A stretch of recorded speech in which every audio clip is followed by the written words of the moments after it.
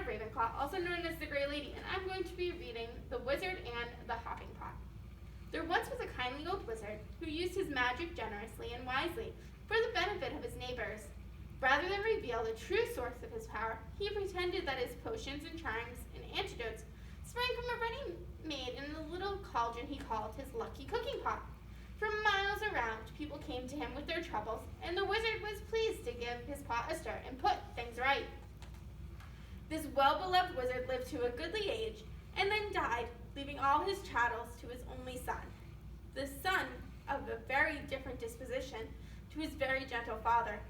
Those who could not work magic were, in his son's mind, worthless, and had often quarreled with his father's habit of dispensing magical aid to their neighbors. Upon his father's death, the son found hidden inside the old cooking pot a small package bearing his name. He opened it, hoping for gold, but instead found a soft, thick slipper, much too small to wear, and with no pair. A fragment of parchment within the slipper bore the words, in the found hope, my son, that you will never need it."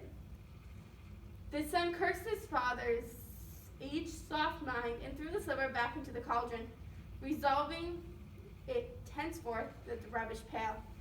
The very night a peasant woman knocked upon the door.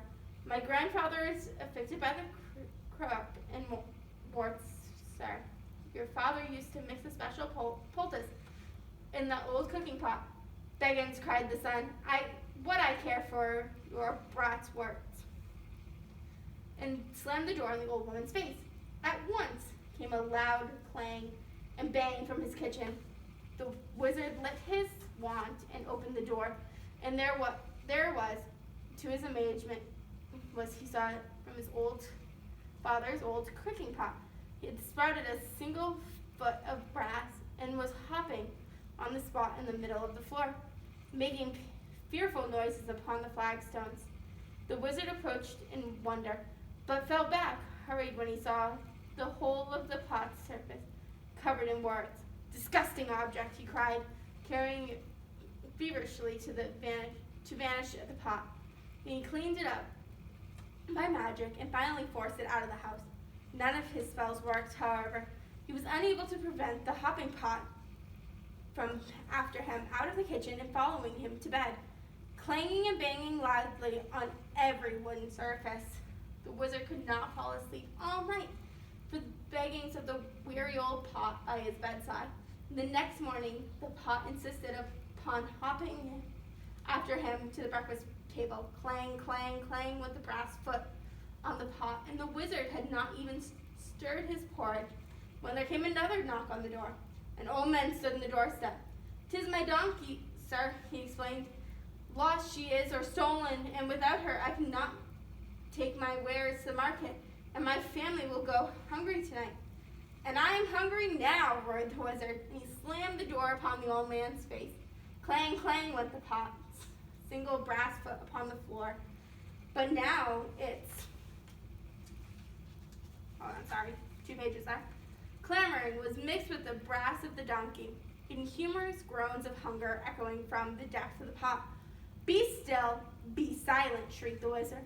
But not all his magical powers could quander the weary pot, which hopped on its heel all day, bearing and groaning and clanging, no matter where he went or what he did. That evening there came a third knock upon the door. In the threshold stood a young woman, sobbing as though her heart would break. "My baby is gravely ill," she said. "Won't you please help us? Your father bade me to come if troubled." But the wizard slammed the door in her face. And now the tremendous pot filled to the brim with salt water, slopped tears all over the floor, hopped, burrowed, groaned, and sprouted more warts. Though there was no villagers would come to seek the help of the wizard's college for the rest of the week, the pot kept him informed of their many ills. Within a few days, it was not only burning and groaning and slopping and hopping and sprouting warts, it was also choking and retching, crying like a baby, whining like a dog, spewing out bad cheese and sour milk, and a plague of hungry slurs. The wizard could not sleep or eat without the pot beside him, but the refused to leave, and he could not silence it or force it to be still. At last, the wizard could bear it no more.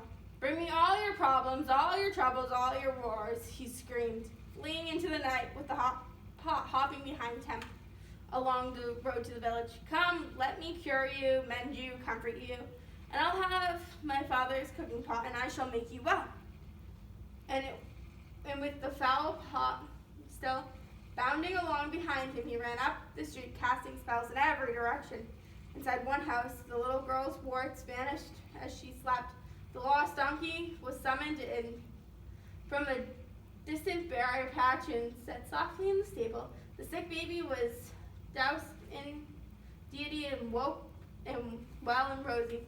In every house of sickness and sorrow, the wizard did his best. Gradually, the cooking pot beside him stopped groaning and retching and became quiet and shiny and clean. "Well, pot?" asked the troubling wizard as the sun raised. The pot burped out a single slipper he had thrown in it and permitted him to fit onto the brass foot. Together they set off back into the wizard's house. The pot's foot muffled at last, but from that day forward, the wizard helped the villagers, like his father before him, least of the pots, to cast off its slippers and begin hopping once more.